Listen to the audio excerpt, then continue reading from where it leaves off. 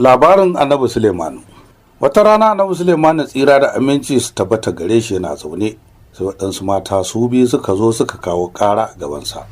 Guda ta ce, ya annabin Allah, da ni da wannan mace gida ɗaya muke zaune, na haihu ɗa, ana nan bayan na haihu da kwana 3 wannan mace kuma ta haihu. To duk gidan ba kowa sai mu bi kaɗai. Ran nan cikin dare ta kwanta bisa ɗanta bata sani ba har ya mutu. Sai ta tashi da tsakar daren ta ɗauki ɗana ta mayar wajenta, ta ɗauko ɗanta mataccen ta kawo gabana. Ni kuwa duk ban sani ba.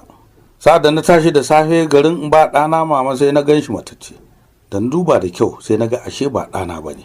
Na gaya mata haka ta ce ƙarya nake yi. Mataccen ne ɗana. Muka yi ta gardama, da muka ga abin zai kai ga ɓarna muka zo gare ka raba mana gardama ya shugaba. Waccan kuma ta ce a ƙarya take ya shugabanmu.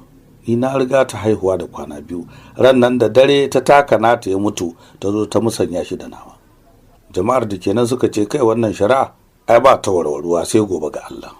Da Annabi Suleiman ya ji maganar matan nan sai ya sa aka ɗauko takobi aka zare ya ce tun da yake abin ya rikice haka abu ɗaya kaɗai za a yi a raba gardaman nan. Zan raba ɗan nan biyu kowaccen ku ta ɗauki rabi kowa ya huta ku dangana har Allah ya sake ba ku ɗansu. Na mace ɗaya ta ji haka sai ta ce don Allah kada a kashe shi a bata na yadda mata. Amma waccan ta ce a'a daidai ne ya annabi a dai raba shi kowa ya huta. Da Annabi Suleiman ya ji haka sai ya ce ku miƙa ɗan nan mai rai ga waccan da ta ce kada a kashe shi, ɗanta ne ita ta haife shi.